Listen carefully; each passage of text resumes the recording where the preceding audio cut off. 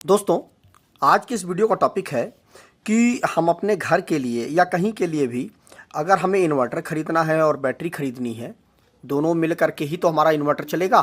तो सही मान का हम इन्वर्टर कैसे ख़रीदें और सही मान की हम बैटरी कैसे ख़रीदें कि जिससे हमें जितनी ज़रूरत है उतना ही हम पैसा खर्चा करें और हमारी सारी की सारी ज़रूरत पूरी हो जाए। तो आइए जान लेते हैं। इन्वर्टर और बैटरी को ख़रीदने में आपको एक सावधानी बरतने की ज़रूरत है कि इसमें जो बैटरी होती है हमारी वह काफ़ी महंगी आती है। इन्वर्टर तो आपका सस्ता आता है, लेकिन इन्वर्टर बैटरी हमारी महंगी आती है। बैटरी में एक चीज़ और ध्यान देने योग्य ये बात होती है कि बैटरी को आपको कम से कम 60 to 80% तक बैटरी को डिस्चार्ज भी करना चाहिए। ऐसा नहीं है कि आप बहुत बड़ी बैटरी ले लीजिए जिससे कि आपकी बैटरी डिस्चार्ज ही ना हो। क्यों? क्योंकि मान लीजिए आपके यहाँ पर 1 घंटे के लिए ही बिजली जाती है या 2 घंटे के लिए ही बिजली जाती है और आपने जो बैटरी बैकअप लगा रखा है वह मान लीजिए 4 घंटे का लगा रखा है, तो आपकी बैटरी एक्चुअल में डिस्चार्ज ही नहीं हो पाएगी। तो इस चीज़ में आप अगर ध्यान देते हैं तो आप अपना पैसा भी बचा लेंगे और आपकी बैटरी की लाइफ भी मेंटेन रहे, क्योंकि अगर आप बैटरी को इतना डिस्चार्ज नहीं करेंगे तो आपकी बैटरी की लाइफ धीरे धीरे घट जाएगी। तो आइए जानते हैं कि कैसे हम बैटरी और इन्वर्टर का चुनाव करें। सबसे पहले हम इन्वर्टर को देखते हैं। इन्वर्टर का चुनाव करने के लिए सबसे पहले आपको अपने घर का लोड पता होना चाहिए कि आपके घर में क्या क्या चीज़ें हैं जो आपको इन्वर्टर से चलानी है, क्योंकि जो रॉ पावर से आप अपने घर के इक्विपमेंट चलाते हैं वही इक्विपमेंट आप इन्वर्टर से नहीं चलाएंगे। क्यों? क्योंकि यह एक पोर्टेबल सप्लाई है।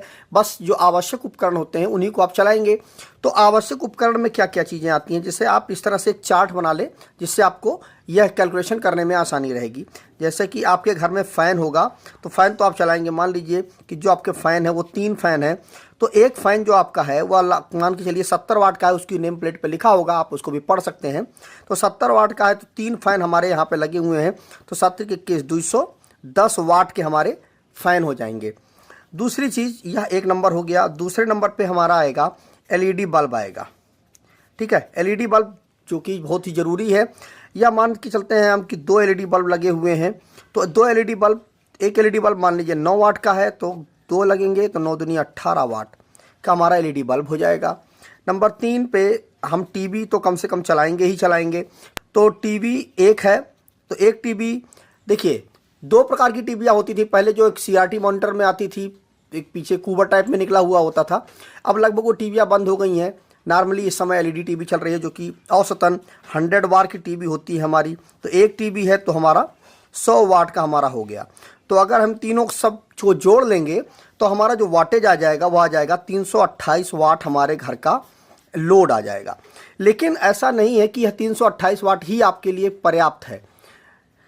जब आप फैन को स्टार्ट करते हैं तो आपका फ़ैन कुछ ज़्यादा इलेक्ट्रिसिटी को कंज्यूम करता है, क्योंकि स्टार्टिंग के समय हर उपकरण बहुत ज़्यादा बिजली को कंज्यूम करता है। इसीलिए 25% का आपको सेफ्टी फैक्टर रखना चाहिए। सेफ्टी फैक्टर रखना चाहिए। इससे क्या होगा कि आपके इन्वर्टर की लाइफ ज़्यादा दिनों तक बनी रहेगी। क्यों? क्योंकि आपने केवल इतने ही वाट का यदि आपने इन्वर्टर इसी को ध्यान में रख करके लगवाया है, तो जब आपका पंखा स्टार्ट होगा उस वक्त ज़्यादा वो जब इलेक्ट्रिसिटी कंज्यूम करेगा तो वो सारा का सारा लोड आपके इन्वर्टर के ही ऊपर आएगा। इसलिए सेफ्टी फैक्टर को ज़रूर ध्यान में रखिए। तो सेफ्टी फैक्टर को जब आप ध्यान में रखेंगे तो जो हमारा 328 वाट हमने निकाला है, इसमें आप 1.25 का मल्टीप्लाई कर दें तो हमारा आ जाएगा 410 वाट हमारा आ जाएगा, जो कि सेफ्टी फैक्टर के साथ में आपके घर का लोड आ गया। अब यह जो हमारा 410 वाट यह हमारा आ गया है, लेकिन अब आपको घर का पावर फैक्टर भी आपको देखना पड़ेगा, क्योंकि पावर फैक्टर बहुत बड़ा मैटर करता है पूरी इलेक्ट्रिसिटी में। पावर फैक्टर नॉर्मली जो डोमेस्टिक पावर फैक्टर माना जाता है वह 0.8 होता है। अब इसमें पावर फैक्टर का हम डिवाइड कर देंगे तो 410 डिवाइडेड बाई 0.8 ये हमारा आ जाएगा 512 वाट, 0.8 आ जाएगा, लेकिन हम 512 लेके चलते हैं। 512 वाट हमारे घर का एक्चुअल में लोड आ गया। इतने वाट का आपके घर का लोड है जो कि आपको इन्वर्टर के लिए चलाना है। इतना होने के बाद भी जो हमारा इन्वर्टर है वह कितनी इफ़िशियंसी पे काम कर रहा है। हर एक चीज़ बिना इफिशियंसी के वर्क नहीं करती है, चाहे आपका ट्रांसफार्मर हो या पंखा हो या हर चीज़ इफिशियंसी उस पर ज़रूर होती है। अब वो इफिशियंसी 0.9% भी हो सकती है, 0.8% भी हो सकती है, 0.85% भी हो सकती है, उस पर लिखा हुआ होता है। हम मान के चलते हैं कि 0.9 हमारे इन्वर्टर की इफिशियंसी है। क्यों? क्योंकि हर एक चीज़ में 100% तो होता है, लेकिन 100% में मिलता नहीं, क्योंकि लॉसेज जो होते हैं वो भी होते हैं।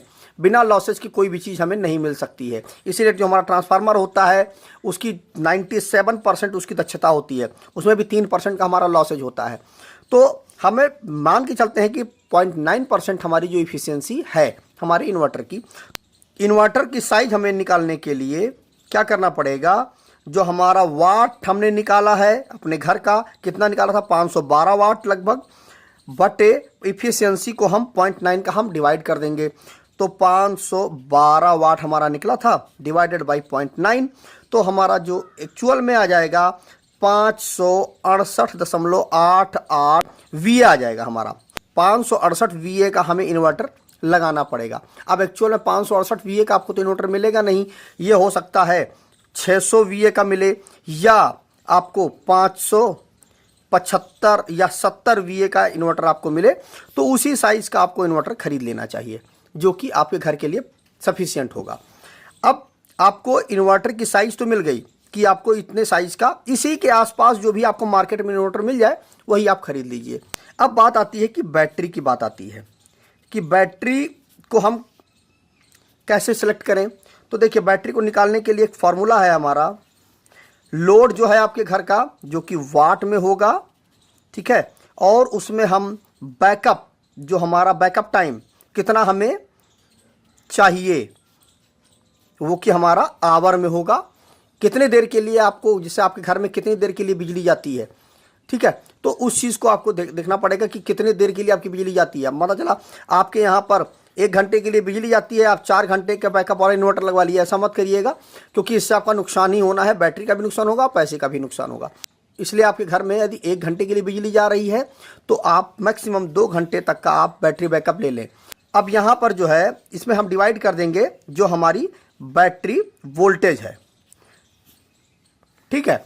अब देखिए, हमारा वाटेज में लोड कितना था, हमने जो निकाला था वो निकाला था 512 वाट, तो 512 वाट का हमारा लोड हो गया। और बैकअप टाइम हम एक एज्यूम कर लेते हैं, हमारे यहाँ पे 4 घंटे का हमें बैकअप चाहिए, और डिवाइडेड बाई बैटरी वोल्टेज हमारी कितनी है, 12 वोल्ट की हमने बैटरी लगा रखी है अपने घर में।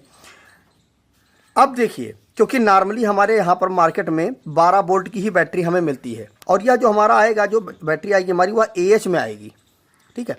अब देखिए, 512 का हम 4 में गुणा कर देंगे तो आ जाएगा 2048 डिवाइडेड बाई 12। अब हम जब इसका डिवाइड करेंगे तो आ जाएगा 170.66 AH हमारा आ जाएगा। तो 170.66 AH की अगर आपको बैटरी मिल जाती है मार्केट में तो उसे ले लीजिए, और नहीं तो आप इसी के आसपास, कुल मिलाकर के इससे कम का ना लीजिएगा, इससे ज़्यादा का ही आप, चाहे 175 AH की यदि बैटरी मिल जाए तो वो आप ले लीजिए। इसी के आसपास आप मार्केट में देख करके आप बैटरी को ले सकते हैं। तो इस तरह से अगर आपको 4 घंटे का बैटरी बैकअप चाहिए तो आपको इतने लोड पे, 512 वाट के लोड पे 4 घंटे का यदि आपको बैटरी बैकअप चाहिए तो आपको 170 AH से ऊपर की बैटरी आपको लगानी पड़ेगी, या 170 AH की बैटरी आप लगा सकते हैं। और अगर आपको अपने घर में इतने उपकरणों को चलाना है, 3 फैन को और LED बल्ब को और TV को एक इतना चलाना है, तो आपको इतने 568 VA का आपको इन्वर्टर लगाना चाहिए। इसमें एक चीज़ और ध्यान रखिएगा कि आप सेफ्टी फैक्टर को ज़रूर ध्यान में रखिएगा, और इफ़िशियंसी को भी ज़रूर ध्यान में रखिएगा, क्योंकि इफ़िशियंसी बहुत महत्वपूर्ण चीज़ है, वो इन्वर्टर के ऊपर लिखी हुई होती है। और यह सेफ्टी फैक्टर, क्योंकि सेफ्टी फैक्टर अगर आप नहीं रखेंगे तो वह सारा का सारा जो क्विक लोड होता है वह आपके इन्वर्टर के ही ऊपर आएगा। तो मुझे उम्मीद है कि आपको अब कभी भी इन्वर्टर और बैटरी का सिलेक्शन करने में कोई भी दिक्कत नहीं आएगी, यदि आपने इस पूरी वीडियो को ध्यानपूर्वक देख लिया होगा। तो आज की इस वीडियो में बस इतना ही। नमस्कार दोस्तों।